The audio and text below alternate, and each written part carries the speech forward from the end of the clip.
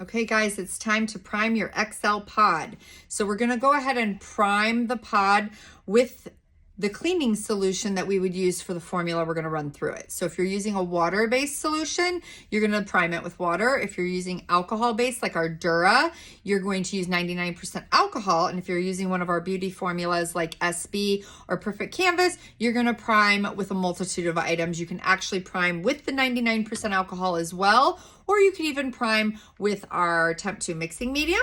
You could prime with our foundation shades, whether it's SB or PC, whatever you're gonna be using through it, that's fine. And we are gonna go ahead in this video and prime it with the makeup so that you can see how I would go about that. I'm actually gonna do a full body makeup application. So I'm gonna go ahead and prime this pod for that. So first thing you're gonna do, pop off that seal over the needle. You can toss it, you don't need it anymore. It's just protecting the needle during shipment. Take off the tail cap and take off the top cap. You gotta get your nails underneath there because there is a nice seal around there. You wanna make sure that you get that off. And then you're actually going to be, the whole process here is priming the needle that ends up back here. So we're gonna add a few drops of the makeup. You need to add enough that you can get that needle coated with the makeup because we're trying to lubricate it.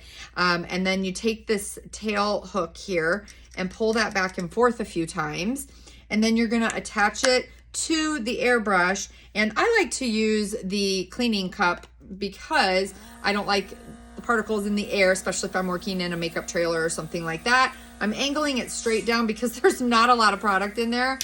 But we just want to make sure everything's nice and lubricated. Shut your gun off, remove the pod. Ultimately, you would like to hear this sound.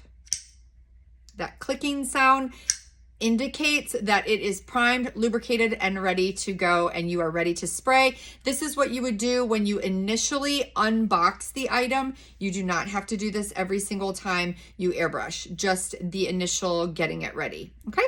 Now we're gonna move on to using the pod and cleaning the pod.